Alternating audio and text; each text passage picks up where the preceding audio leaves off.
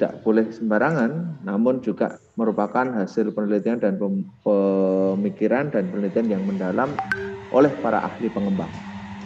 Kemudian inovasi kurikulum yang tidak didasarkan pada landasan yang kuat akan dapat mengakibatkan atau berakibat fatal terhadap kegagalan pendidikan. Jadi pendidikan mengalami kegagalan dan tidak mencapai tujuan pendidikan. Kemudian pengembangan kurikulum agar dapat sesuai dengan yang diharapkan, maka diperlukan tahapan-tahapan pengembangan kurikulum yang tepat. Apa itu tahapan pengembangan kurikulum? Menurut Munir ada 6, teman-teman.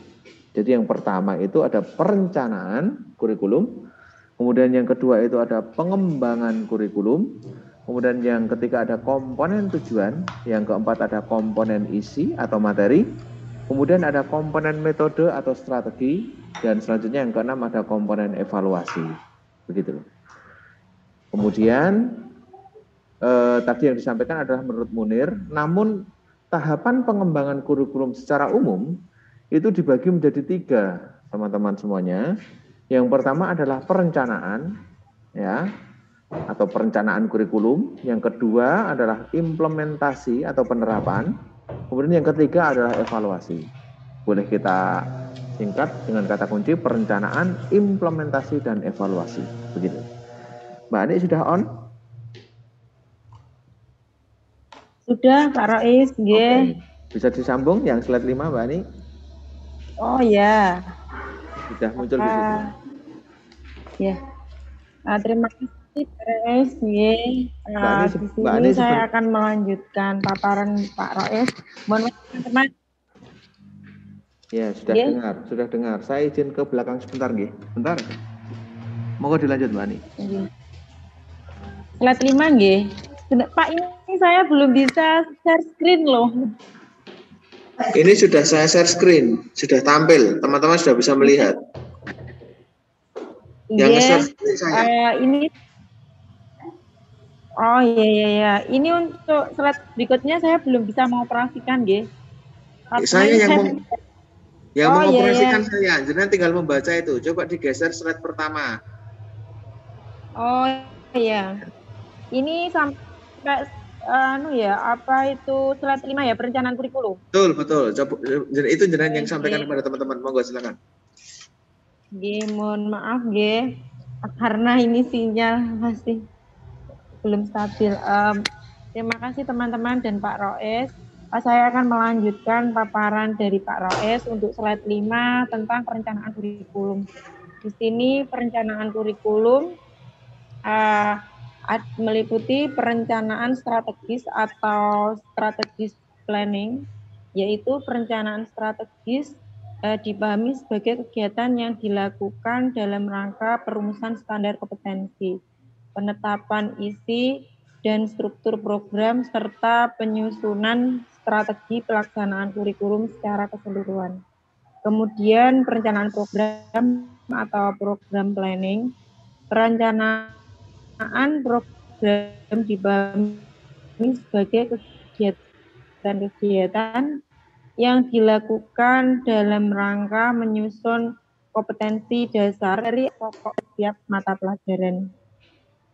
Kemudian perencanaan kegiatan pembelajaran atau program delivery plan, perencanaan kegiatan pembelajaran dipahami sebagai kegiatan yang dilakukan dalam rangka implementasi pembelajaran yang terdiri atas menyusun indikator pencapaian kompetensi, menentukan materi, menentukan strategi pembelajaran, dan menetapkan alat evaluasi pembelajaran yang akan digunakan.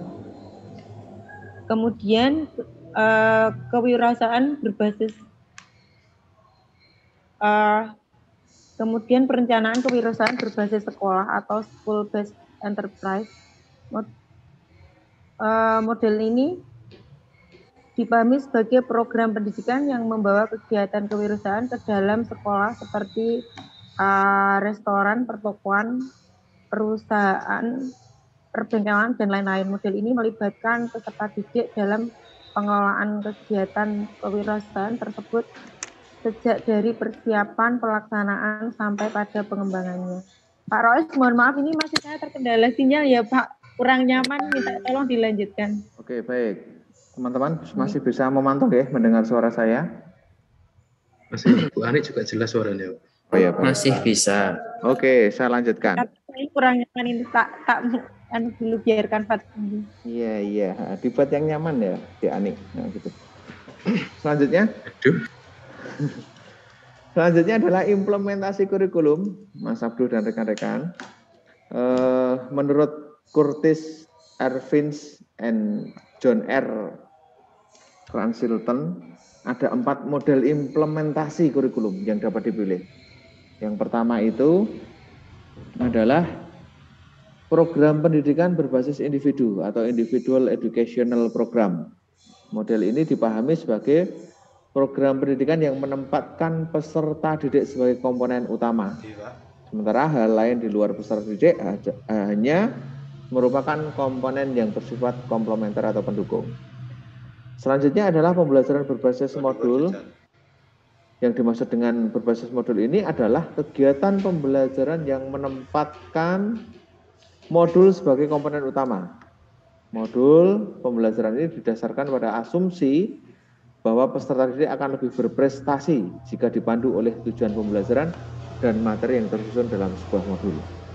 Kemudian yang ketiga, pendidikan berbasis kompetensi atau competency based education dipahami sebagai program pendidikan yang lebih menekankan pada kompetensi atau kemampuan peserta didik, baik yang berupa pengetahuan, knowledge, tugas, task, keterampilan, skill, sikap, attitudes, nilai values, maupun penghargaan, appreciation, untuk mencapai keberhasilan dalam hidupnya.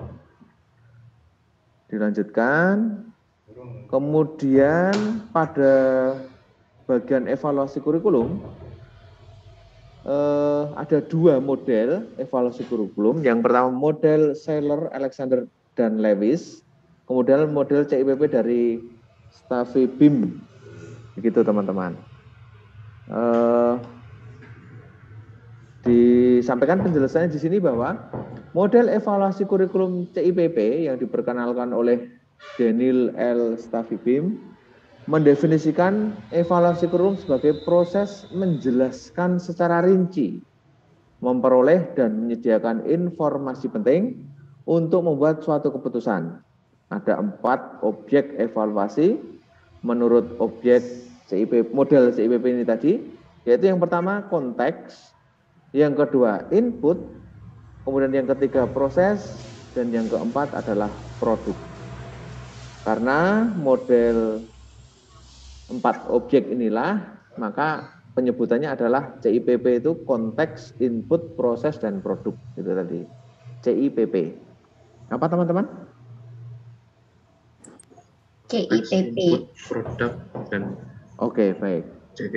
Ini ngetes, suara saya masih bisa didengar enggak itu loh maksud saya. Maaf ya. Iya, baik. Lanjut. Sedangkan kegiatan-kegiatan yang harus ditempuh dalam evaluasi model kedua ini adalah proses. Kegiatan yang memuat beberapa langkah.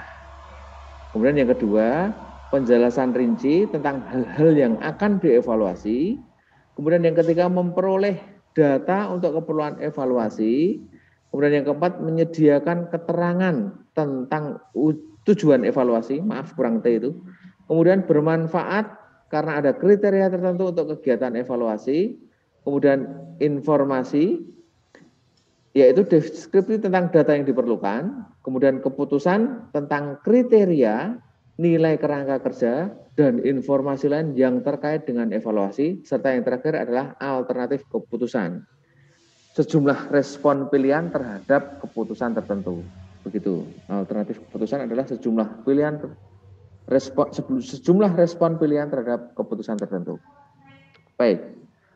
Selanjutnya model evaluasi model CIPP, konteks, input, proses, produk.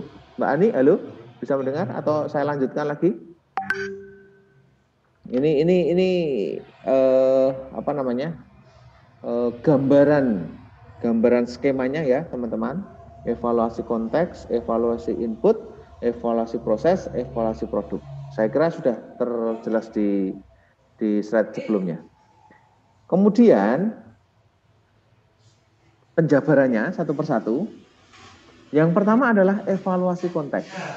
Yang dimaksud dengan evaluasi konteks ini adalah evaluasi kurikulum dengan penekanan pada tujuan kurikulum.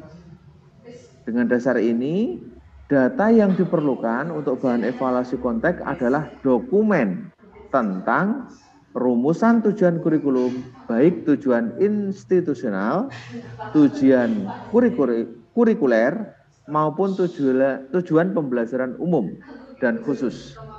Antara lain, alasan penentuan tujuan kurikulum, pengaitan tujuan kurikulum dengan karakteristik peserta didik, materi pembelajaran, dan tuntutan masyarakat.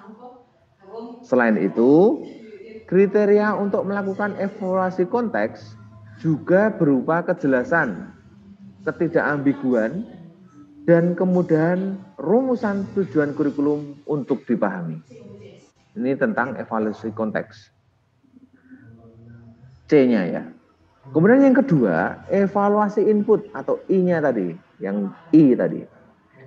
Dipahami sebagai kegiatan penilaian kurikulum dengan penekanan pada sumber daya dan strategi yang digunakan untuk mencapai tujuan kurikulum. Atas dasar ini, data yang diperlukan untuk evaluasi input adalah keberadaan sumber daya, antara lain media, materi, dan modul, dan penggunaan strategi pembelajaran, pengalaman belajar, dan lingkungan belajar. Ini yang I.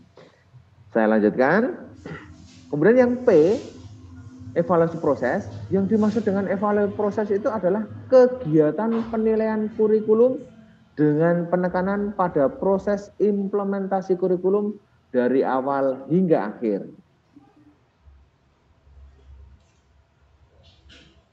Adalah penggunaan buku ajar dan tempat pembelajaran. Kayaknya koneksi saya agak jelek ya teman-teman.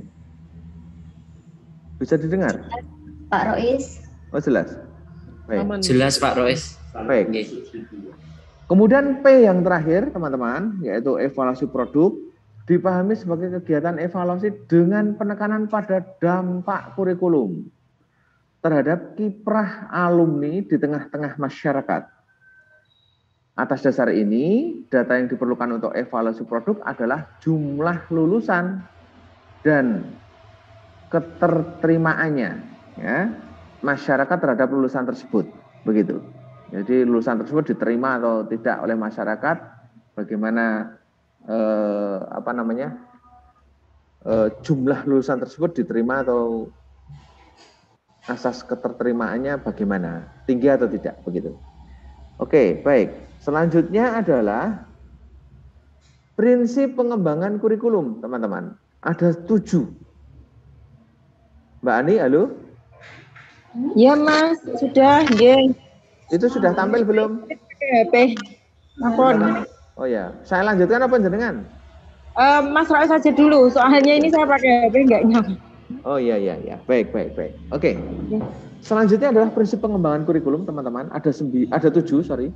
Yang pertama adalah prinsip relevansi, kemudian yang kedua prinsip efektivitas, kemudian yang ketiga prinsip efisiensi, kemudian yang keempat prinsip kontinuitas atau kesinambungan, yang kelima adalah prinsip fleksibilitas atau keluasan, yang nomor 6 adalah prinsip berorientasi pada tujuan, kemudian yang ketujuh adalah prinsip dan model pengembangan kurikulum. Baik, satu persatu akan kami sampaikan. Ini saya boleh Mas? Boleh, silakan Mbak. Ya, terima kasih. Mohon maaf teman-teman atas ketidaknyamanan. Berikutnya saya akan menyampaikan paparan lanjutan dari Pak Rois tentang prinsip-prinsip pengembangan kurikulum. Yang pertama yaitu prinsip relevansi, yakni mempunyai arti kedekatan hubungan dengan apa yang terjadi. Pertama, relevansi pendidikan dengan lingkungan anak didik, relevansi pengembangan kurikulum termasuk dalam menentukan bahan pengajaran, subjek matter, hendaknya disesuaikan dengan kehidupan nyata anak didik. Kedua, relevansi pendidikan dengan kehidupan yang sekarang dan kehidupan yang akan datang. Kemudian prinsip efektivitas, faktor pendidik dan anak didik, serta perangkat-perangkat lainnya yang bersifat operasional sangat penting dalam hal efektivitas proses pendidikan atau pengembangan kurikulum. Ini sesuai dengan yang dikutip dari Derajat tahun 1996 dalam ID 2007 halaman 181. Prinsip efektivitas yang dimaksudkan adalah sejauh mana perencanaan kurikulum dapat dicapai sesuai dengan keinginan yang telah ditentukan. Dalam proses pendidikan, efektivitasnya dapat dilihat dari dua sisi, yakni yang pertama, efektivitas kegiatan mengajar yang telah direncanakan dapat dilaksanakan dengan baik. Kemudian yang kedua, efektivitas belajar anak didik berkaitan dengan sejauh mana tujuan-tujuan pelajaran yang diinginkan telah dapat dicapai melalui kegiatan belajar mengajar yang telah dilaksanakan. Kemudian selanjutnya prinsip next Pak Roes. Kemudian prinsip berikutnya adalah prinsip efisiensi, sering dikonotasikan dengan prinsip ekonomi yang berbunyi dengan modal atau biaya tenaga dan waktu yang sekecil-kecilnya akan dicapai hasil yang memuaskan. Kemudian prinsip kesinambungan atau kontinuitas dalam pengembangan kurikulum menunjukkan saling berkaitan antara tingkat pendidikan, jenis program pendidikan, dan bidang studi. Ini meliputi yang pertama, kesinambungan antar berbagai tingkat sekolah. Yang kedua, kesinambungan antar berbagai bidang studi. Kemudian prinsip fleksibilitas atau keluasan, maksudnya tidak kaku, ada semacam ruang gerak yang memberikan adanya kebebasan dalam bertindak. Di dalam kurikulum, fleksibilitas dapat dibagi menjadi dua macam, yaitu fleksibilitas dalam memilih program pendidikan, yang kedua fleksibilitas dalam mengembangkan program pengajaran. Kemudian prinsip berikutnya yaitu prinsip next Pak Roy. Prinsip berorientasi pada tujuan berarti bahwa sebelum bahan ditentukan, langkah pertama yang perlu dilakukan oleh seorang pendidik adalah menentukan tujuan terlebih dahulu. Hal ini dilakukan agar semua jam dan aktivitas pengajaran yang dilaksanakan oleh para pendidik maupun anak didik diharapkan betul-betul terarah kepada tercapainya tujuan pendidikan yang telah diterapkan tersebut. Sesuai dengan Subhandiah tahun 1993 halaman 54. Kemudian prinsip berikutnya, prinsip dan model pengembangan kurikulum. Prinsip ini memiliki maksud bahwa pengembangan kurikulum secara bertahap dan terus-menerus, yaitu dengan cara mengadakannya terhadap pelaksanaan dari hasil-hasil yang telah dicapai untuk melakukan perbaikan, pemantapan, dan pengembangan lebih lanjut.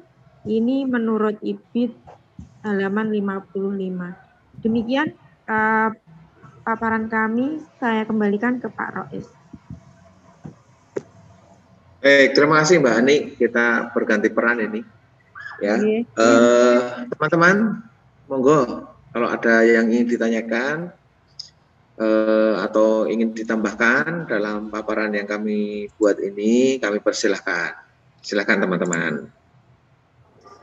Boleh saya, Mas Rois? Oke, Mbak Nesi, alhamdulillah. Silakan Mbak Nesi. Oke, terima kasih. Tadi di PPT-nya dan di makalahnya, kalau tidak salah, di prinsip-prinsip pengembangan kurikulum tadi ada 7 ya. Nah, di situ salah satunya itu ada prinsip relevansi, yang mana prinsip ini itu mempunyai arti kedekatan hubungan dengan apa yang terjadi, begitu kalau nggak salah dengar yang dijelaskan oleh Mbak Ani ya. Nah, di situ ada 2 prinsip yang relevansi ya. Yang pertama itu adalah relevansi pendidikan dengan lingkungan anak didik. Nah, relevansi mengembangkan kurikulum termasuk dalam menentukan bahan pengajaran atau subject matter hendaknya disesuaikan dengan kehidupan nyata anak didik. Itu yang pertama. Sedangkan yang kedua di situ tertulis prinsip relevansinya yaitu pendidikan dengan kehidupan yang sekarang dan kehidupan yang akan datang. Nah, ini pertanyaannya ingin kejelasan bagaimana mengimplementasikan dari kedua relevansi tersebut. Begitu. Bisa dipahami Mas Rois dan Mbak Ani? Ya Mbak, jadi dua strategi implementasi dari kedua prinsip relevansi itu tadi ya? Betul. Ya, baik. Mbak Ani, menjawab atau saya? Mas Roes dulu aja ya. Ini saya soalnya transisi ini loh, nggak nyaman banget. Mas dulu aja, nanti saya menambahkan, nggih. Ya, baik. Saya akan coba menjawab. Jadi begini, Mbak Nesi dan teman-teman. Prinsip relevansi itu artinya prinsip kesesuaian. Itu yang pertama.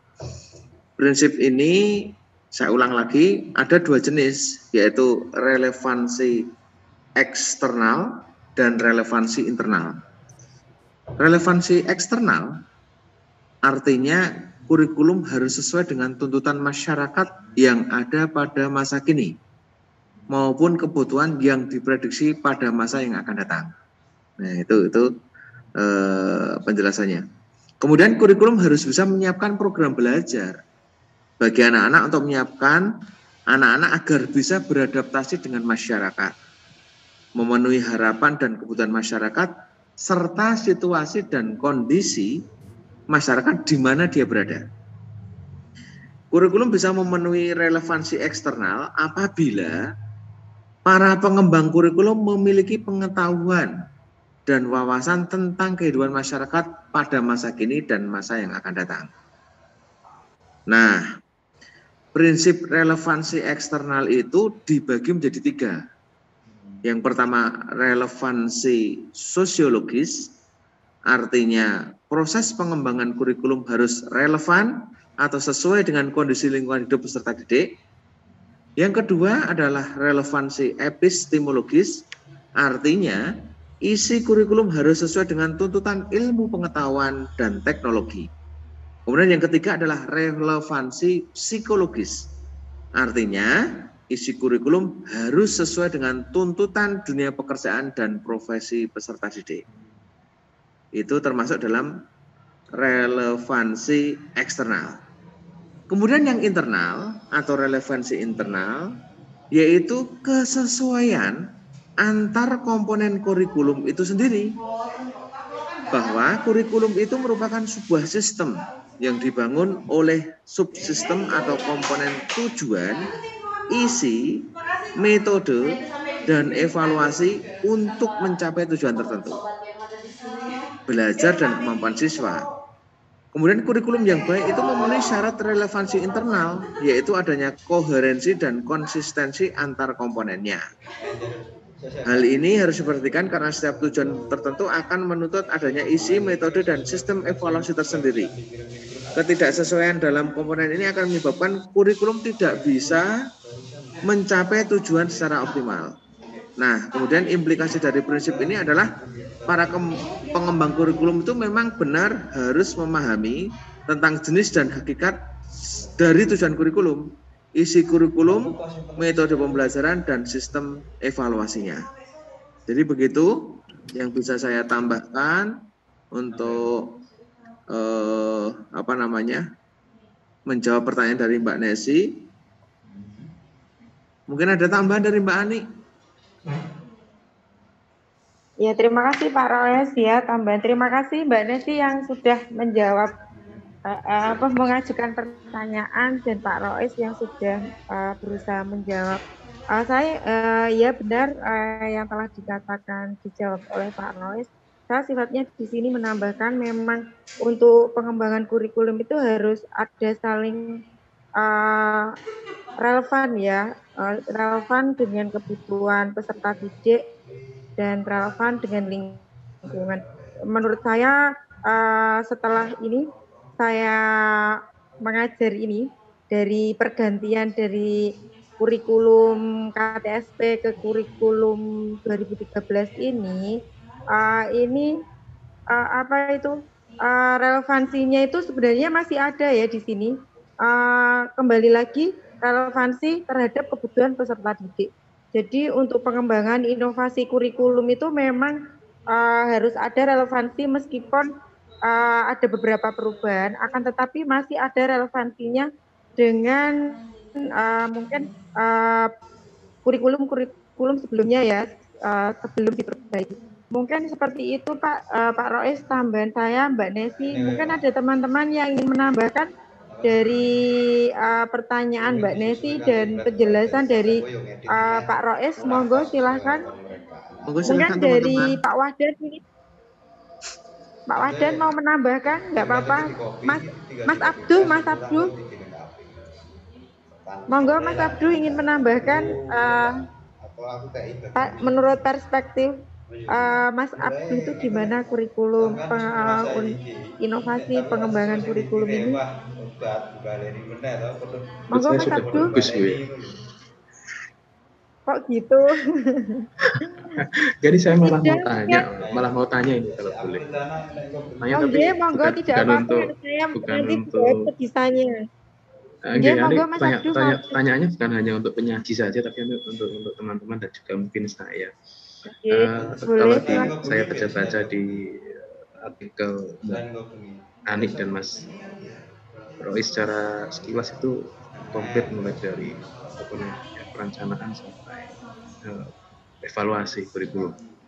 Nah, yang menjadi pertanyaan di dalam perencanaan itu, ini kita bicara konteks sekolah dasar ya.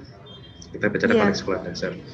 Dalam perencanaan kurikulum itu kalau menurut teori ini itu melibatkan pihak-pihak di luar, gitu ya, di luar. Ya, betul. Nah, kemudian bagaimana prakteknya di tataran sekolah itu ketika evaluasi, apakah juga melibatkan pihak luar?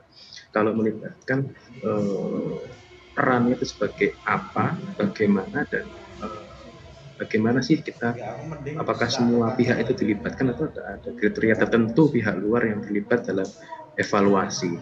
Apakah nanti ada subjektivitas begitu? Terima kasih. Mungkin sebelum saya sebagai presenter memberikan penjelasan bersama Pak Rois, ada teman-teman yang mau membantu menjawab di sini dari pertanyaan Mas Abdul, atau saya dulu? Monggo teman-teman saya tawarkan. Jadi pertanyaan dari bisa diulang tadi Mbak Ani, pertanyaannya gimana Mbak Ani? Oh ya gini, pada intinya yang diutarakan sama Mas Abdul tadi, untuk perencanaan pengembangan kurikulum itu apakah melibatkan dari pihak luar gitu ya Mas Abdul ya? Ya, kalau perencanaan kan pasti perencanaan ya. Perencanaan itu kan ada secara teoritis ada keterlibatan dari pihak luar. Namun ketika evaluasi kurikulum itu implementasinya gitu ya? Evaluasinya ya tanyakan. Evaluasinya itu kan juga apakah harus melibatkan pihak luar di prakteknya? Kalau iya, pihak luar yang seperti apa yang terlibat sehingga evaluasi itu objektif, tidak subjektif. Gitu. Oke, baik. Saya mencoba menjawab, boleh Mas Abdul? Boleh, silakan. Boleh dong. Harus Pak. Nah, jadi begini teman-teman. Dalam prakteknya di kehidupan nyata, kehidupan nyata, dalam prakteknya di pendidikan dasar. Jadi begini, untuk perencanaan, implementasi dan evaluasi itu memang ada keterlibatan pihak luar. Yang pertama, dari sisi perencanaan dan implementasi itu ada yang namanya uji publik kurikulum. Ini mungkin di sisi perencanaan ya, uji publik kurikulum. Di situ memang ada beberapa komponen sekolah yang dilibatkan dalam namanya uji publik. Itu berarti ya memang uji yang dihadapi oleh publik. Di situ ada unsur sekolah kemudian ada unsur orang tua, kemudian ada unsur siswa, dan ada unsur juga pengawas, kemudian komite. Memang banyak ini unsurnya, namanya saja uji publik.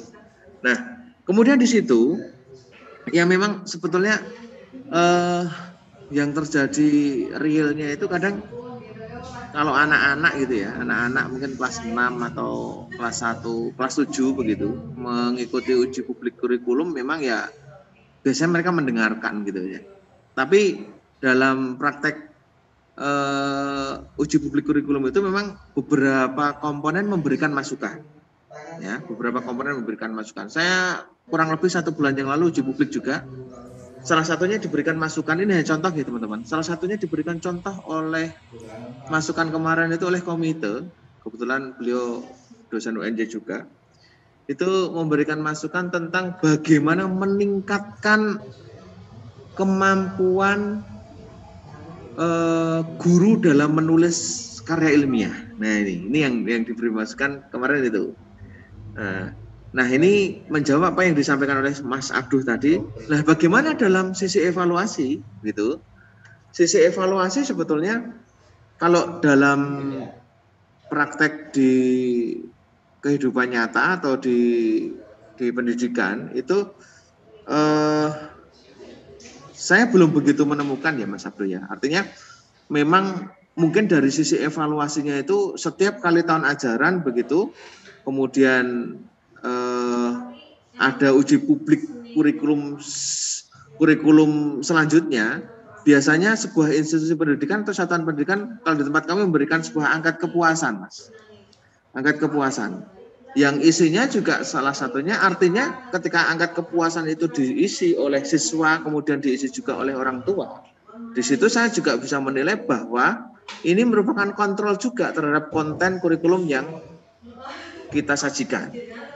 Karena di dalam kurikulum tingkat satuan pendidikan itu memang ada pengembangan ya seperti yang kita bahas kemarin itu, termasuk di sekolah-sekolah swasta itu ada pengembangan yang bercirikan mungkin Muhammadiyah atau NU, itu ada pengembangan kurikulum-kurikulum tertentu yang dalam proses evaluasinya tentunya ada stakeholder yang berperan dalam proses evaluasi dan memberikan masukan begitu.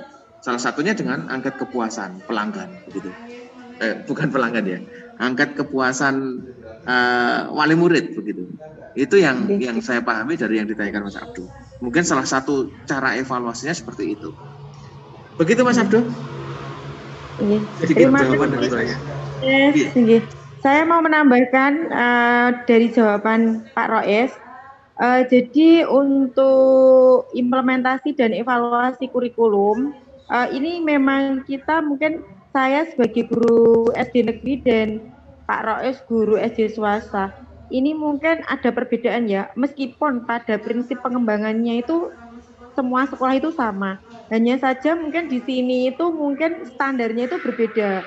Kalau Pak Roes kan tatarannya sekolah swasta itu mungkin standarnya lebih di atas SD negeri seperti saya.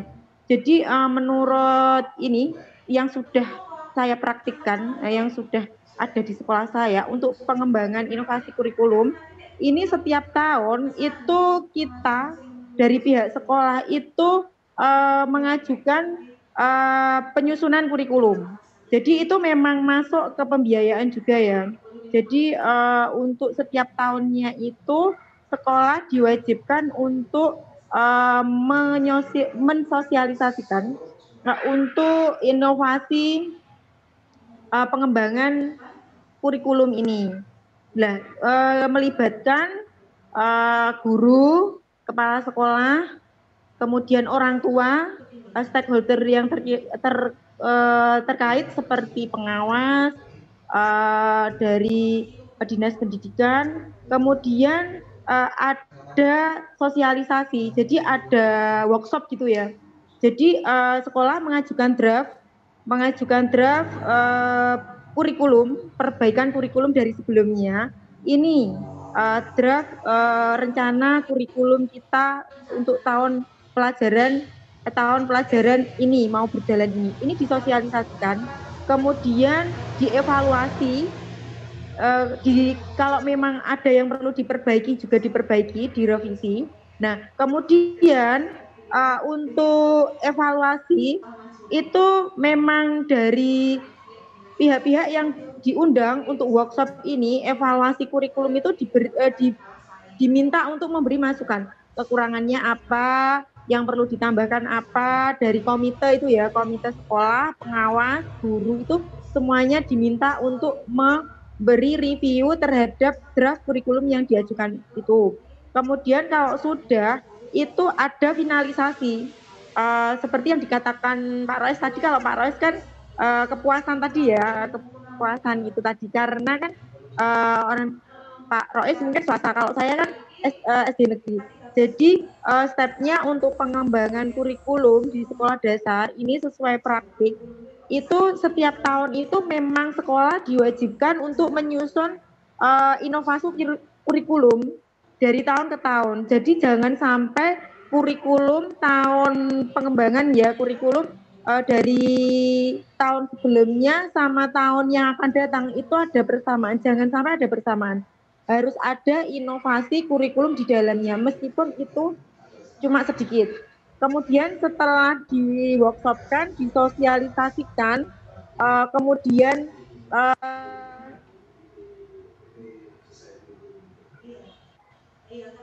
disosialisasikan, diworkshopkan, diberikan revisi, dan revisinya itu nanti dijadikan evaluasi kembali untuk perbaikan. Kemudian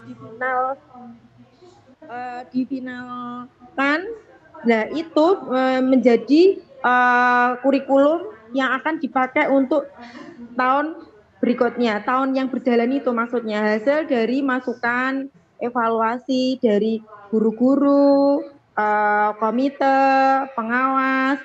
Kalau untuk anak-anak selama ini di sekolah negeri itu belum diberikan maksudnya angket itu belum. Ini sebatas yang saya amati di SD saya ya. Ini anak-anak belum diberikan mungkin menyebar angket kepada anak-anak bagaimana toh apa itu kurikulum saat ini, pembelajaran saat ini itu belum ke anak-anak.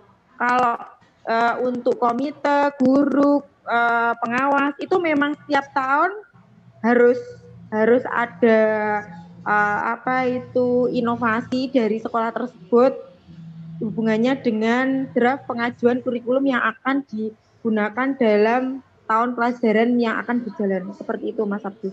Jadi memang setiap tahun itu setiap sekolah harus menyusun kembali pengembangan kurikulum dan diusahakan harus berbeda dengan tahun sebelumnya meskipun itu sedikit.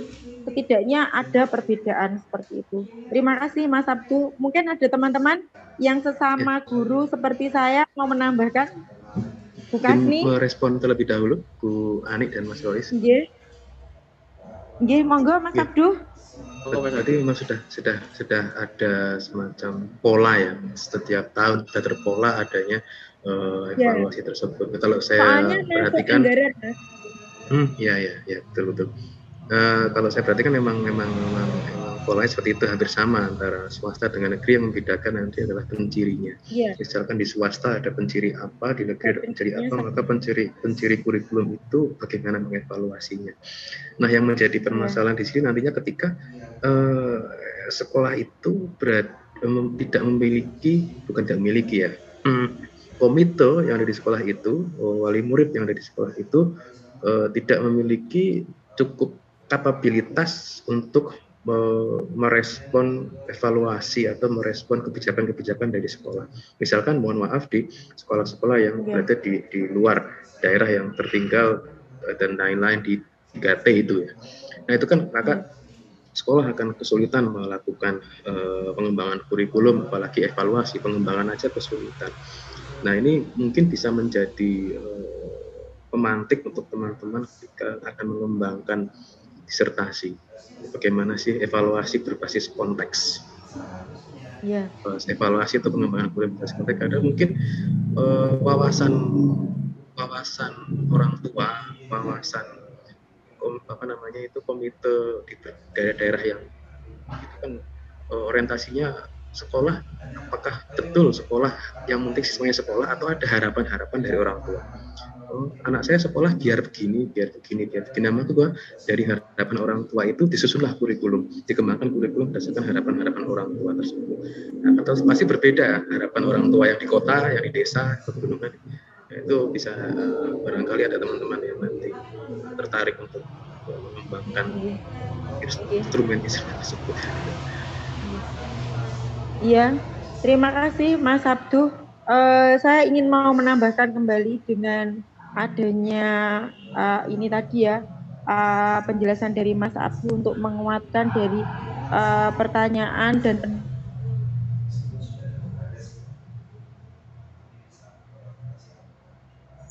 kayaknya putus ya. pendapat sebelumnya ini. Jadi itu kan disesuaikan dengan kebutuhan peserta. Apa itu kita mungkin dari pihak sekolah ya dalam arti ini dari sekolah tersebut maksudnya kebetulan untuk kondisi keluarga orang tua dari wali murid itu mungkin nyun sewu mungkin masih dari taraf bawah ya, untuk mungkin tidak kapabilitas untuk memberikan review terkait apa itu kurikulum tersebut. Jadi alangkah baiknya dari sekolah itu juga menyusun kurikulum itu menyesuaikan kondisi itu tadi, peserta didik dan orang tuanya juga. Maksudnya seperti ini, menyusun kurikulum itu harus menyesuaikan kondisi orang tua juga. Maksudnya draft ini nanti kalau disajikan seperti ini dimungkinkan apakah orang tua bisa menerima. Jadi ini juga dipertimbangkan juga. Jadi kan nanti untuk menyampaikan orang tua itu juga mudah seperti itu. Karena ini menurut ini yang sudah ada di sekolah saya ini, kebetulan sekolah saya ini bukan sekolah yang maksud saya seperti sekolah tengah SD yang bagus, muridnya menengah ke atas, itu enggak ya. Sekolah saya ini sekolah pinggiran. Kebetulan latar belakang orang tua dari siswa-siswa saya ini menengah ke bawah. Tapi namun untuk setiap tahunnya ini sekolah saya ini alhamdulillah sudah rutin, sudah teragendakan untuk mensosialisasikan, mengikut sertakan wali murid dalam ini inovasi pengembangan kurikulum di sekolah. Jadi memang setiap tahun itu perwakilan sekolah itu diundang. Selain komite itu di sekolah kami itu ada paguyuban orang tua. Jadi di setiap kelas itu ada perwakilan, ada apa itu semacam paguyuban, ada ketua, ada pengurus gitu ya, pengurus gitu. Itu namanya IOM, Ikatan Orang Tua Murid. Nah, itu nanti waktu pengembangan sosialisasi kurikulum itu diundang mereka dengan berbagai dinamika orang tua. Ada yang mungkin ada yang dengan berbagai macam pekerjaan ya, dengan latar belakang yang berbeda-beda. Tapi alhamdulillah mereka itu bisa menerima dan bisa memberikan argumen. Ya, jadi masyarakat saat ini itu kan kritis-kritis gitu loh. Enggak, ini cuma buruh pabrik, terus dia sak-sae gitu, enggak. Ternyata mereka kritis-kritis. Jadi malah suka bertanya-tanya gitu. Jadi untuk pengembangan dan inovasi kurikulum, memang ini setiap tahun di SD saya itu rutin dan alhamdulillah itu untuk evaluasinya itu melibatkan wali murid terus. Dan setiap tahun itu ada masukan-masukan wali murid yang membangun, kemudian memberikan perbaikan-perbaikan di apa itu inovasi kurikulum sekolah saya ini. Mungkin itu. Jadi bukan berarti di sini kalau orang tuanya itu mungkin mohon maaf ya menengah ke bawah terus mereka itu apa itu tidak bisa memberikan apa ya pandangan mungkin secara teoritik ya enggak ya tidak bisa. Namun mereka itu mengajukan pendapat, masukan, evaluasi itu sesuai dengan fakta, sesuai dengan bahasa mereka. Nah, itu tugas kita untuk mencerna sesuai dan mengaitkan dengan paradigma pendidikan sekarang gitu. Gitu Mas Abdul, mohon maaf. Terima kasih atas tambahannya, luar biasa. Oke, Terima kembalikan kasih ke Mas Rois. Oke, terima kasih Mas Monggo Abdul. Mas menambahkan. Oke, saya kira sudah cukup ya. Ada beberapa gambaran tadi yang disampaikan dalam proses evaluasi kurikulum tadi. Baik, ada lagi pertanyaan teman-teman? Kok pengen saya tes Mas Rois. Oh iya. Baik Mas Barrio.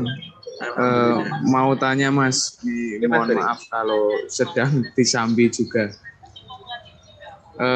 Terkait apa yang tadi sudah disampaikan kelompok Mas Rois dan Mbak Ani tadi, sesuai artikel yang dituliskan, salah satu bentuk implementasi kurikulum itu adalah pendidikan berbasis kompetensi ya. Itu yang perlu saya tanyakan di situ, apakah prinsip-prinsip pengembangan kurikulum tersebut, pendidikan berbasis kompetensi itu sama halnya dengan prinsip-prinsip pengembangan kurikulum secara umum, atau ada beberapa perbedaan sih?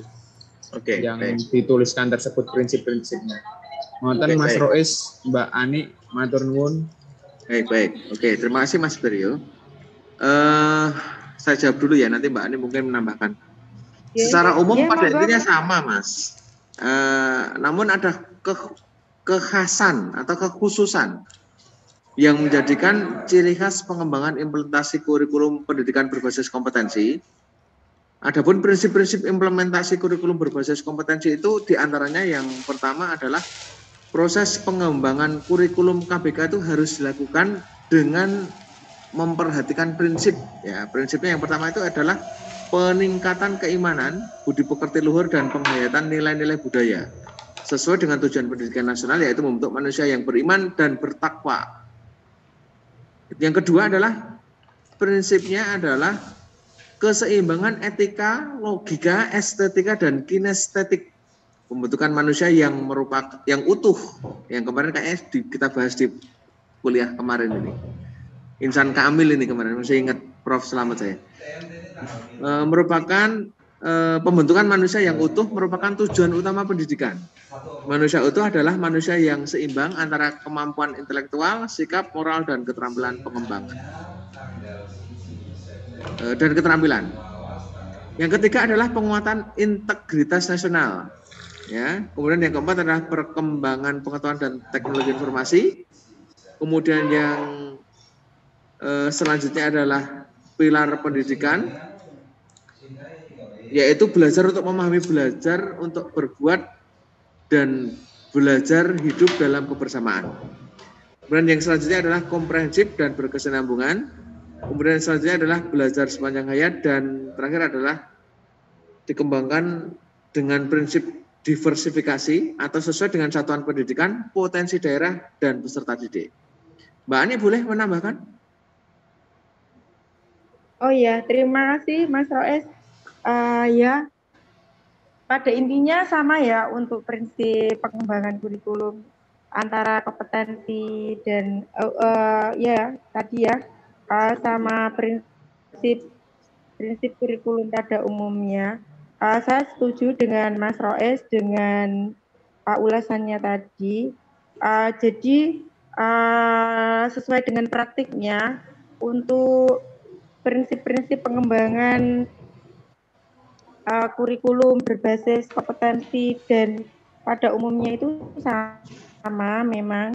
Hanya saja memang dari sekian banyak prinsip itu yang membedakan dengan inovasi dari satu inovasi ke inovasi yang lain itu memang ada ciri khas yang membedakan. Contohnya di sini seperti pengembangan kurikulum di saat kita ya di Indonesia ini ya dari kurikulum 2013 dan kurikulum KTSP 2006. Pada prinsipnya kan semua keduanya itu kan ataupun pengembangan kurikulum sebelumnya ya dari tahun ke tahun, dari masa ke masa sejarah perkembangan kurikulum, inovasi kurikulum di Indonesia, pada prinsipnya kan sama.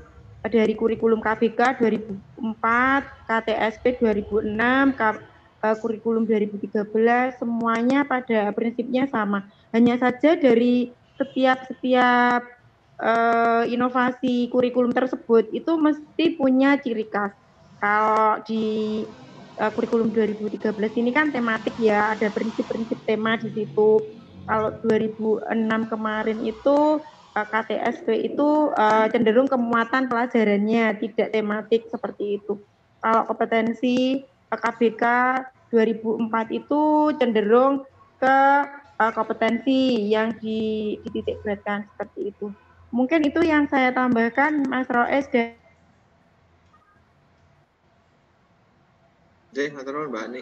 Ada teman-teman yang ingin menambahkan lagi? Silakan. Mas Roes dan Mbak Ani atas Berio, pemaparan jawabannya. Matur nuwun. Oke, Mas Berio. Terima kasih, Mas Berio. Oke, terima kasih Mas Berio. Oke. Matur nuwun Mas Pasti Berio. mau tanya itu kayaknya, Mbak. Oke, Mbak Ul.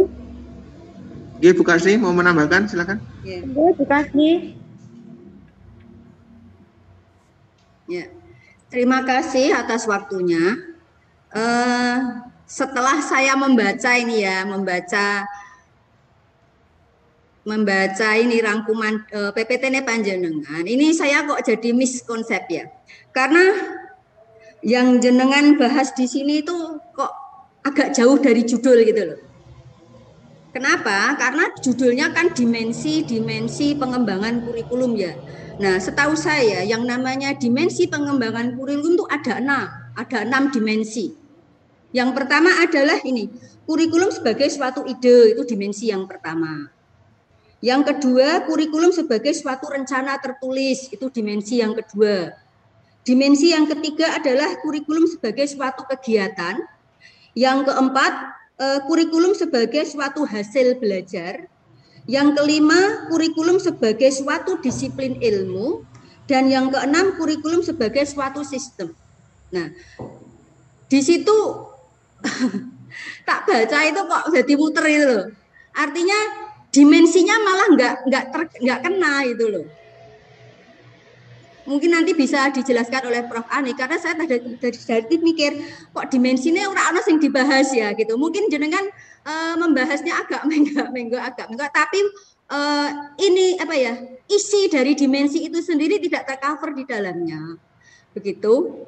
Itu satu. Yang kedua, jenengan lebih fokus pada pengembangannya, tapi tidak berlandasan pada dimensi tersebut gitu. Itu saja yang saya tanyakan. Yang kedua, apakah pengembangan tadi kaitannya dengan dimensi-dimensi yang sebenarnya tadi seperti apa begitu. Jadi di sini ada kesimpang siuran persepsi gitu. Gitu dulu Mbak Ani, mungkin panjenengan bisa menjelaskan. Menurut saya ini beda jauh dengan dimensi yang sebenarnya harus dibahas di sini gitu. Ya, terima kasih Bu Kasni. Mungkin di sini sebelum ke Mas Roes, saya dulu ya yang mau memberi penjelasan. Mohon maaf sebelumnya Bu Kasni. Terima kasih untuk tambahan dan koreksinya. Mohon maaf, kami berpijak pada tahapan-tahapannya Bu. Jadi saya memahami dari RPS yang disampaikan Prof. Ani. Jadi mohon dibaca kembali untuk tahapan apa itu RPS itu kan dalam dimensi tahapan-tahapannya. Jadi yang kita membahasnya itu dari sisi dimensi tahapan seperti itu. Jadi lebih fokus ke tahapan-tahapannya Bu. Jadi Mas Roes bisa dibacakan kembali poin 9 untuk RPS-nya karena saya nggak pakai laptop ini. Baik. Jadi, Saya jelaskan. Memang yang harapan kita ini adalah tahapan pengembangan kurikulum Ibu Kasni. Untuk dimensi nanti mungkin bagiannya Bu Kasni besok, begitu. Enggak, bagianku pengembangan kurikulum. Artinya gitu loh, dikembangkan, tetapi landasannya kan tetap pada 6 dimensi. Maksud saya begitu. Jadi 6 dimensinya tetap ada, dikembangkan ke arah mana gitu loh. Kami jadi pada gitu. tahapan 3 tahapan pengembangan kurikulum Ibu. Ini sudah tak baca ya. Itu mungkin Prof. Anik nanti bisa menjelaskan ya. Saya kok fokus kita pada tahapan pengembangan itu tadi Bu. Tahapan pengembangan ini tadi, perencanaan, implementasi dan kurikulum, perencanaan, implementasi dan evaluasi begitu. Begitu. Kira nanti sudah pada porsinya masing-masing, ada. Tadi kita perencanaan juga sudah kita jelaskan bagaimana perencanaan itu ada model-model tadi yang saya jelaskan tadi. Ya itu yang kita garapan kita ya yang kita jelaskan tadi, begitu.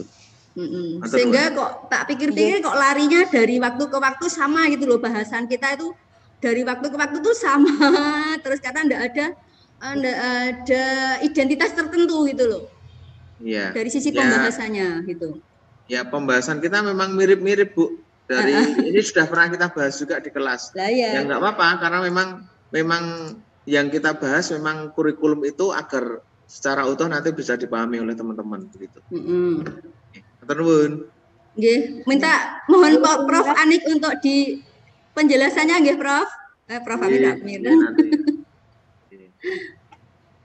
Oke, ada lagi teman-teman atau sudah? Kalau sudah, ini kita ke Prof Ani.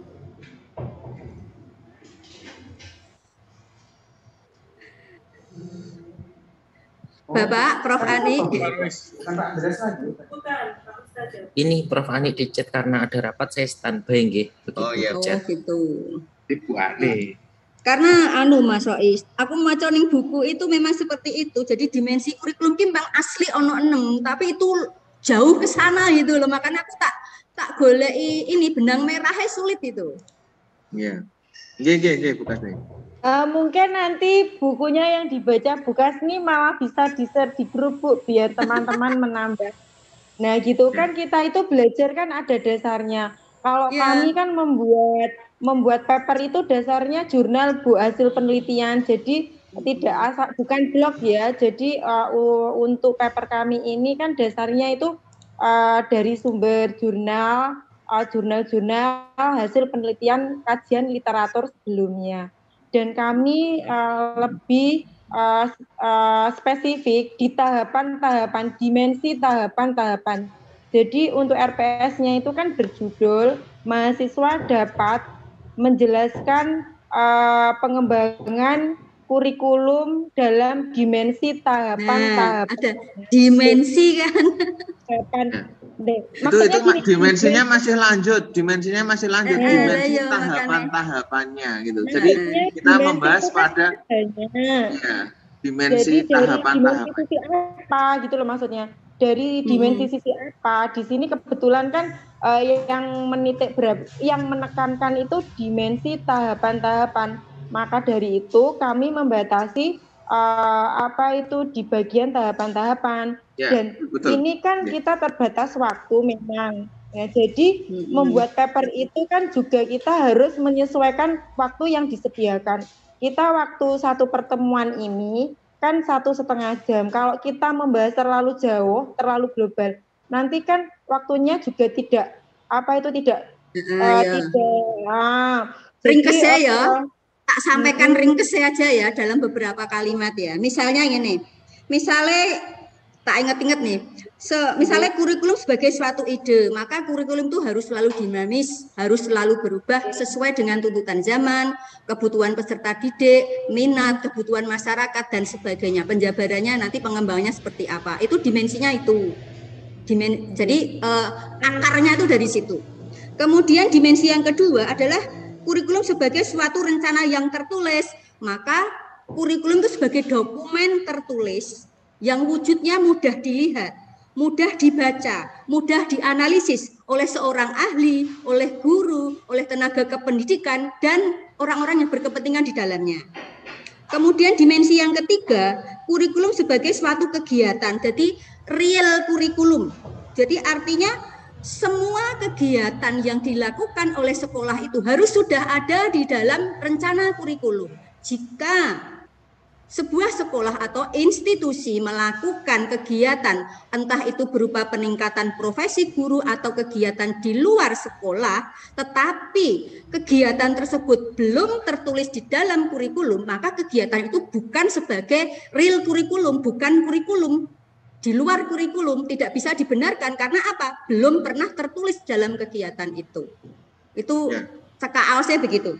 Kemudian yang keempat, kurikulum sebagai hasil belajar. Nah, ini yang sering dipahami bahwa nek muridnya tuh hasil belajar tinggi, berarti kurikulumnya baik. Itu pemahaman kita yang keliru. Karena apa? Hasil belajar itu memang kurikulum, tetapi kurikulum bukan hasil belajar. Jadi hasil belajar adalah salah satu untuk mengukur keberhasilan kurikulum. Atau objek evaluasi kurikulum. Kemudian yang kelima, kurikulum sebagai suatu disiplin ilmu, artinya kurikulum itu memiliki konsep, prinsip, prosedur, unsur, dan teori yang dapat dianalisis dan dipelajari oleh peneliti-peneliti yang lain.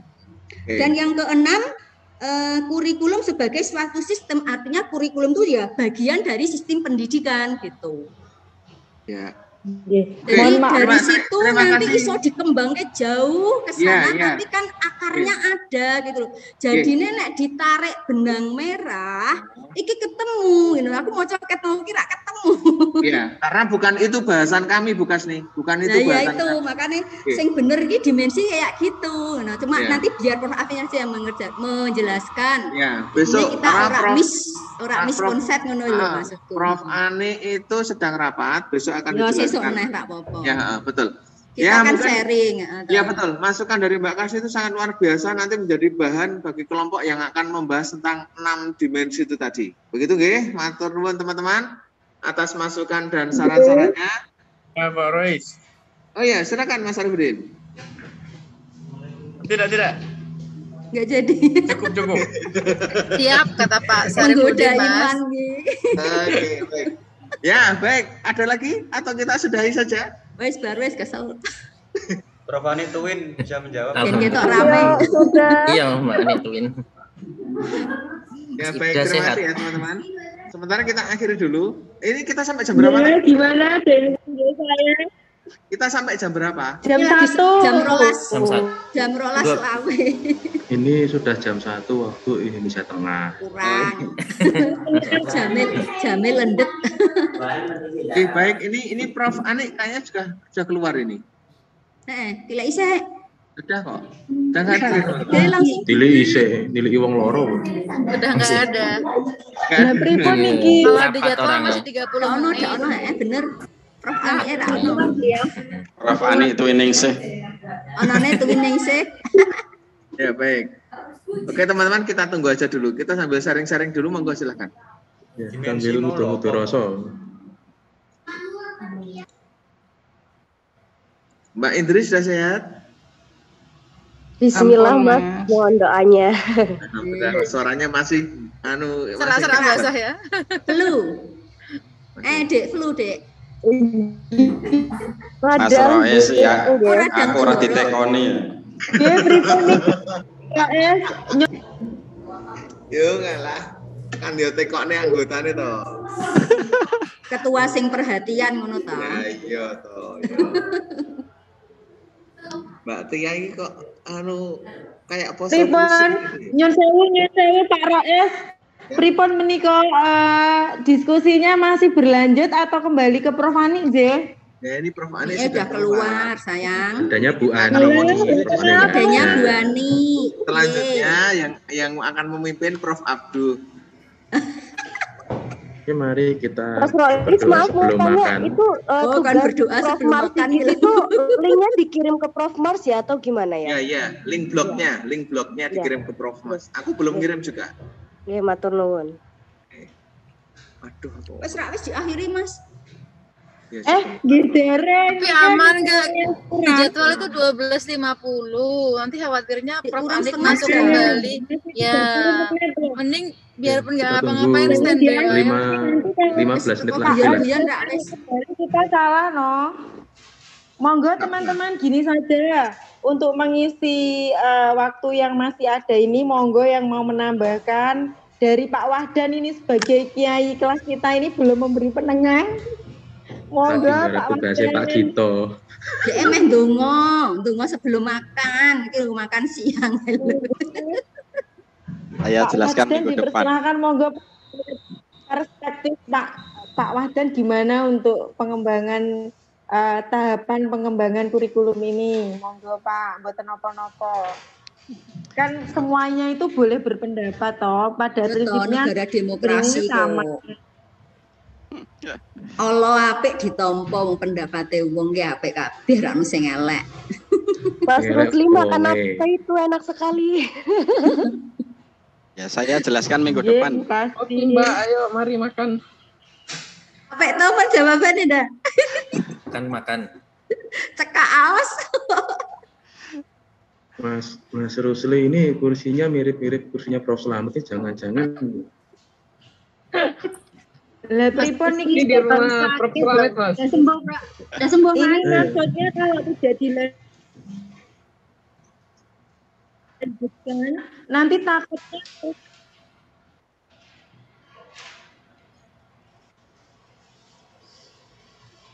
Nggih, Bu Ani siap. Nggih, pripun? Mas Roes ini gimana? Apa kita lanjut atau bagaimana nggih? Soalnya ini masih ada waktu 30 menit kita untuk ke target. Angger teko do meneng wae kegiatan Dede penting aja mentu nak wis. Yo Ibu harga Pak siapa Sugito. Oh iya Pak. Nggih. Ya Pak Gito, besok jangan nyebut-nyebut jurnal 1-2 gitu. Pak Gito ki ngirimnya kapan saiki? Kenapa ini kenapa? Sore ini Ibu deadline-nya. Malah lali. Sore ini Bu.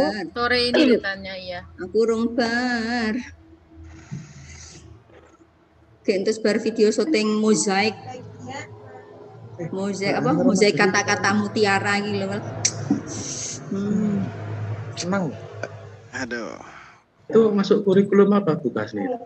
Itu lomba dinas kota ki pemberitahuan 2 hari tak andeni dadapan rakna. Mosok rong dino kon gawe 5 kata mutiara di mozaik ora yo stres. Sake becahe. Ngene karek berita le ngajari. Garek jenengan jikoke iku lho. Maaf gede. Heeh, saka Pak Roes niki pripun? Bu Ani enggak usah khawatir, Bu Ani. Wes, penting aja mentu. Tenang aja. Bu Ani jangan Aja khawatir. mentu. Iki wes pokoke meneng wae tetep di ruangan. Oh, meneng wae rasa ngomong. Tenang ae wis aktivitas dhewe-dhewe. Lah kok ya paling ya nggih pun lah aku manut. Gak ada tugas liyane.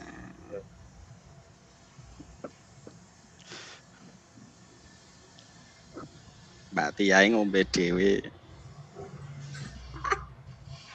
Ya ayo Pak. Ke Jogja toh. Mbak Tia backgroundmu ki nggak nguatin ya. Marilyn Monroe. Keren ya Mbak.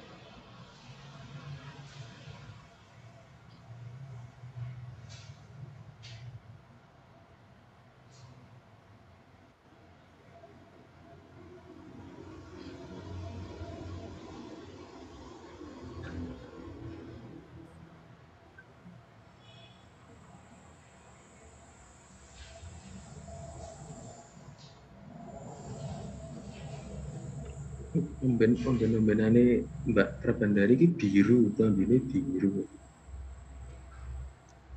Cukup banyu rendeman klambine. Ketika netizen beraksi. Bibirnya seksi. Apa bro? Bibirnya ini ya Pak. Ini Mbak Prabha ini bibirnya seksi, bener. Marilyn Monroe. Bibirnya gambarnya untuk bibirnya. No. Ya tak Bu, ada aja tak Bu. Manusia dewasa ini kreatif kok. Kreatif golek kata-kata. Pak Wahdan. Apa? Iya Pak, akhirnya cuma sampai itu. Iyalah, rasa akeh-akeh. Wes Pak. Ngomong apa? Rasa apa ya apa nasi ngopeh. Wes kuwi wae minggu ngarep meneh. Ya. Minggu ngarep contohnya meneh ya Pak. Aku kayak contoh Mbok kali-kali. Sing wis rampung Bu Sri. Aku urung gawe lho. Lagi Uyai segoro Bu. Uyai segoro nek ngandani jenengan. Elah, aku Pak Gito urung gawe. Contohnya Pak Wahdan, Pak Abdul kayak cicine. Tak adike di lho. Itu sudah dikasih Pak Wahdan yang bahasa Indonesia itu kan tinggal di bolak-balik. Dadak maca akeh. Sing sithik ae. Abstraknya diambil sing satu halaman wae ya Bu ya. Tapi aku yakin mbok kembar kok tak ora adike dhewe. Paling ndak ngono maksudnya ngono tok. Gen cepet ngono aku urung gawe kok. Kok yang tugas. Kok yang tugas sekolahan maksudnya. Japri Pak Wahdan aja Bu, Japri Pak Wahdan. Pasti dikasih. Lah kuwi wis mireng nek Pak, KI Pak. Ya sesuai karo transferane. Alah, karo dulur wedok kok pelit to. Tugasnya jangan gitu cara mintanya, enggak dikasih kalau cara mintanya gitu. Iya, kudune ngerayu ya. Pak Wahdan sing ganteng aku dikeki Pak. Nek ganteng wis ora mempan. Ora mental, terus apa? Sing baik hati. Ramah tamah. Terus teh gula pasir, Indomie. Aduh mena tekan Solo kecer no. Tak ngene.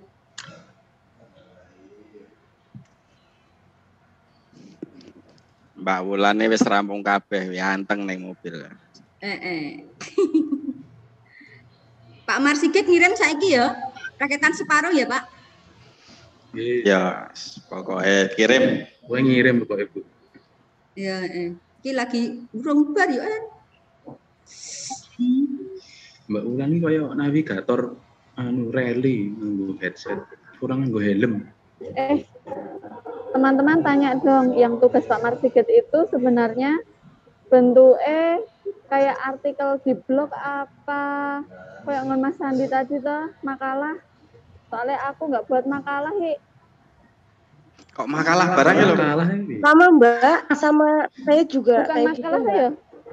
Enggak. Bebas soal itu Mbak. Oh ya. Di blognya bebas, mau tulis langsung apa mau makalah bebas. Oh iya. Pak Marsigit itu pengerjaannya tergantung perspektif masing-masing mahasiswa. Iya, kan suka-suka kita. Kalau kebanyakan tanya sana sini malah bingung. Mending saya tekok langsung garap kumpul ke.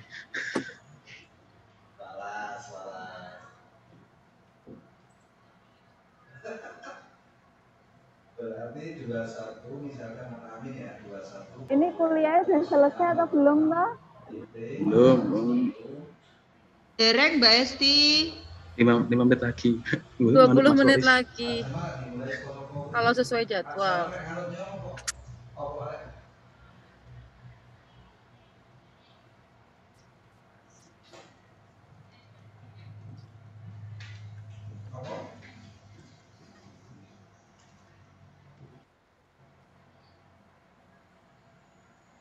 Berarti 10 tahun masuk.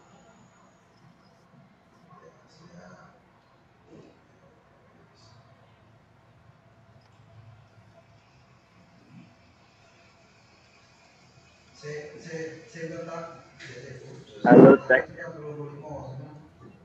Sudah selesai kuliahnya ya?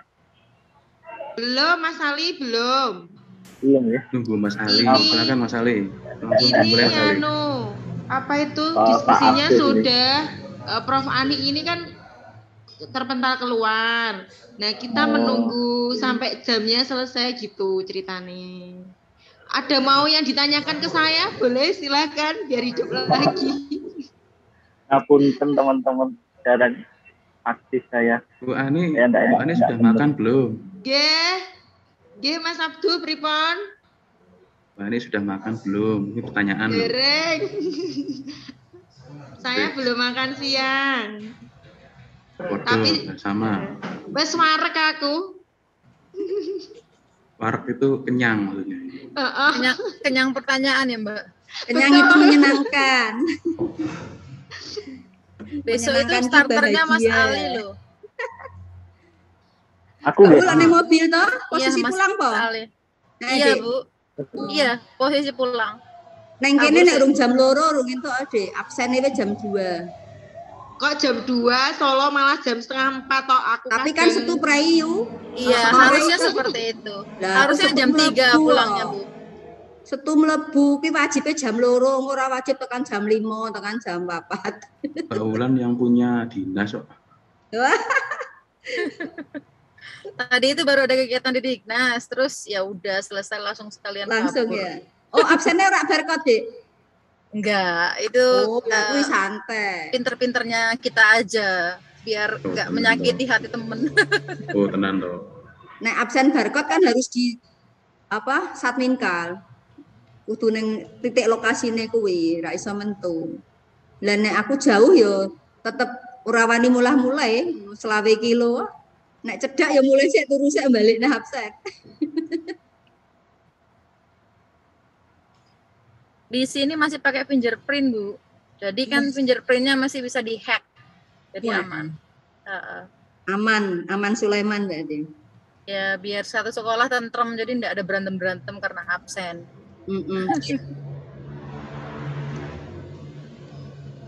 Tak tinggal syuting.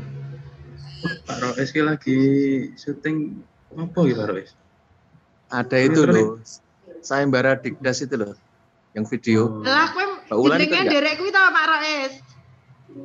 Aku. Ya tahun kemarin aku Wegah, ikut aku nominasi. jurine aku ra seneng kok. Lah dakroni toh. Jurine mesti kowe melu mesti jurine mergo ayu to, Yunina. Ngawur wae. Pajan. Oh, alah, serah bener iki. Heeh, eleh. Jaluk nomornya Mas Roes. Ayo. Japri aku nomornya Mas Roes. Jomblo napa mboten itu banyak durine. Durine jomblo mboten. Durine jomblo mboten. Sudah 2 tapi masih nyis tak andani. Oh alah mboten kula nek ngoten kuwi Pak Abduh niku spesialise. Boten. Pak Ali jangan cari yang jomblo, saingannya banyak. Heeh. Wes aku Bisa, Mbak. yakin Mas Roes kuwi melu sayembara Digdas Dakroni kuwi to. Mergo ono Yunina kan kuwi kena nggo sawang-sawangan. Ayu tenan kok jos pokoke. Kuwi ngawur nek kuwi ngawur banget sumpah. Itu perspektifnya Bu Ani itu waduh jangan piye.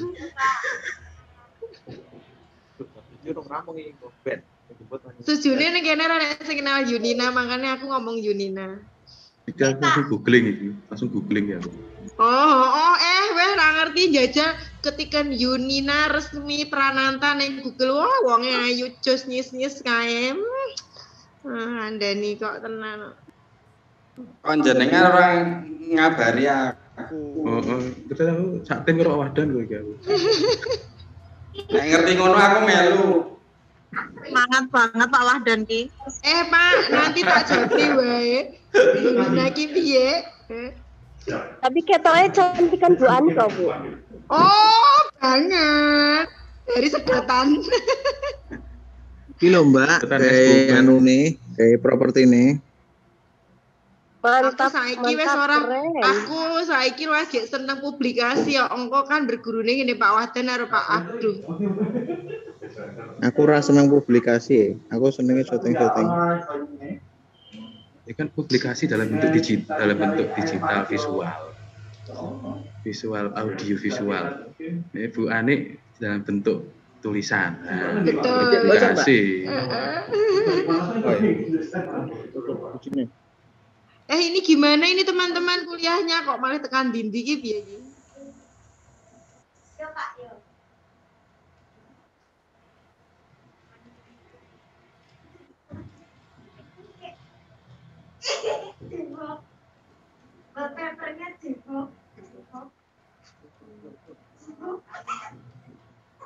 Jiwa cerak omahe dhek kok ya.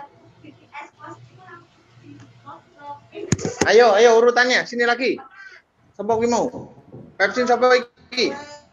Pepsin aku kan tahu. Geroke. Penya, Pak. Penya, arek penya. Penya. Penya. Oh, tak kumpul. Latihan to, Mut. Latihan men ora salahku. Oh, iki. Ayo, apa nih?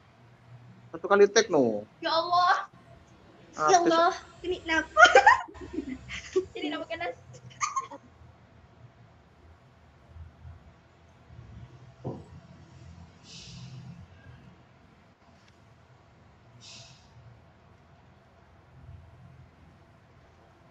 Mas Rois, kita sepakati aja sampai jam berapa ini? Gimana kalau disudahi gitu, tapi takutnya nanti bener, jangan dulu, minimal 5 menit sebelum 12.50 kali ya. Takutnya nanti Prof. Ani tiba-tiba masuk sudah nggak ada orang gitu tahu Mbak Wulan. Mbak. Semuanya perhatikan. Nggih, pripun Pak Roes? 5 minutes again. 5 menit lagi, setelah itu nanti saya yang tak matur ke beliau. Siap, cocok nih ngono wis. Berarti jam 12.45. Pak Roes ki berarti dilungkas iki. Apa itu terbang ini? Lah iki jek seleksi apa wis mlebu workshop iki? Sayembarane.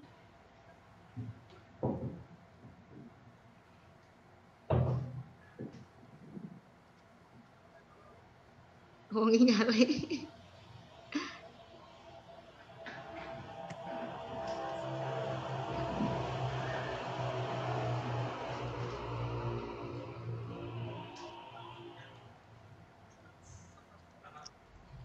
Gimana tadi Mbak Ani? Gimana? Mas Roes ini loh, Pak Roes ini loh. Sayembaranya masih Kenapa? masih seleksi atau sudah masuk workshop?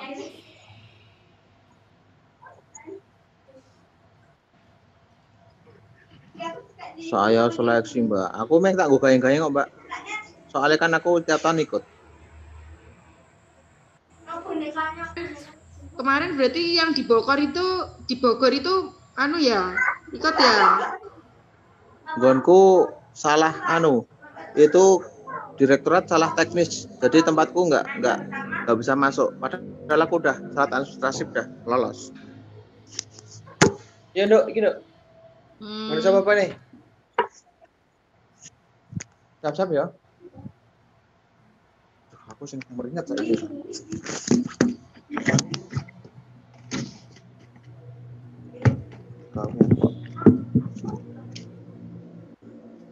Yuk, tes dulu kalian yuk.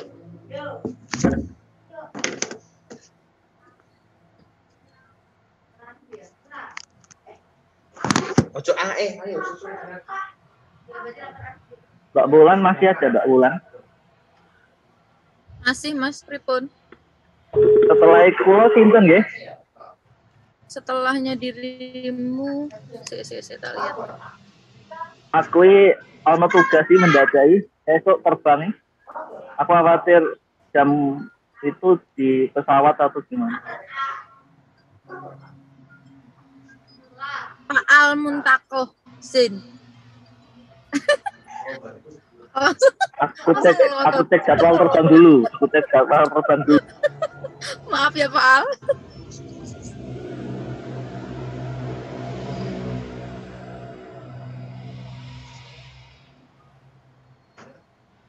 Mas Ali tiketnya jam berapa? Boardingnya jam berapa? Bentar, kalau cek lagi dipesen guys. Oke.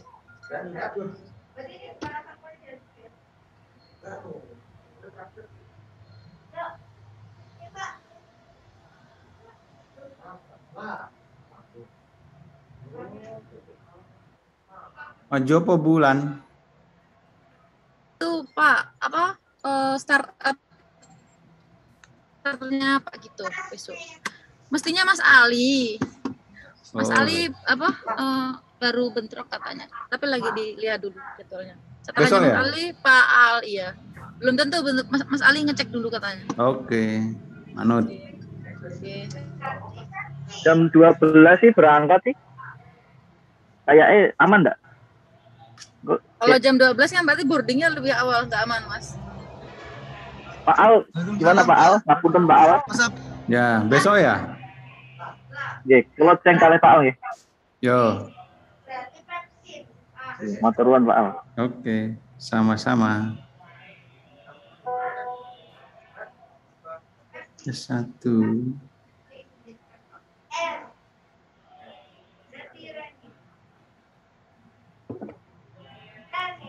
Mas Rois 2 menit lagi, Po. Pak Roy.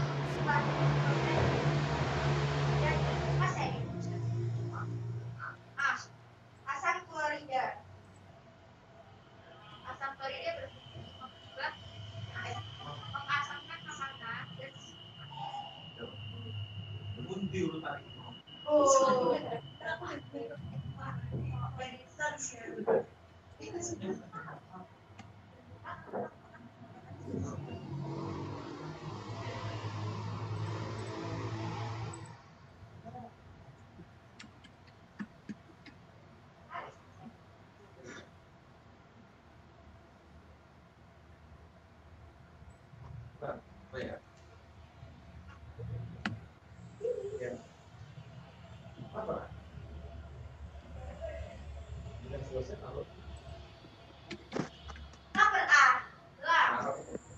Ya, Pak. Pekerti piye? Hah? Lah kena wis ditulis kuota penuh nok wingi nok. Berarti kan Nah, mungkin beliau-beliau ku ya dicapri.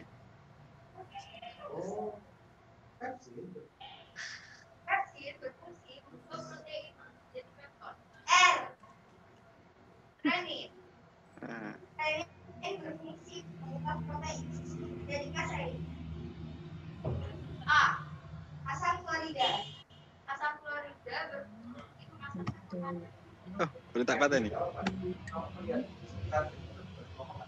Kamu lihat ini kalau kan bisa melihat ini asam klorida, ini loh. Asam klorida berfungsi mengasamkan makanan dan membunuh. Ada jedanya kata-kata.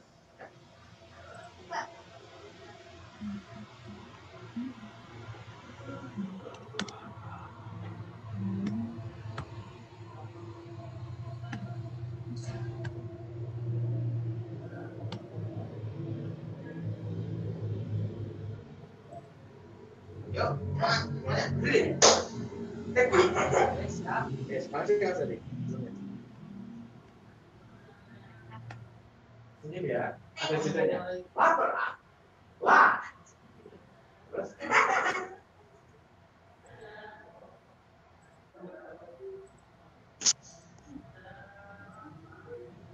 Atau emang ada ini kita udah belum ya, udah 12. Mbak Vera.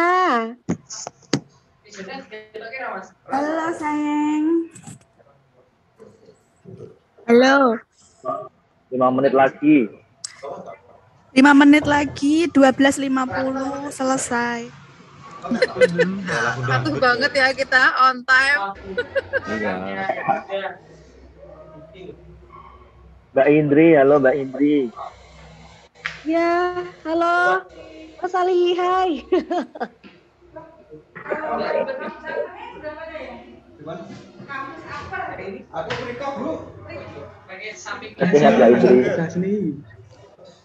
Bukas nih ngerjain apa? Serius banget. Serius banget Bukas. Ada apa ya?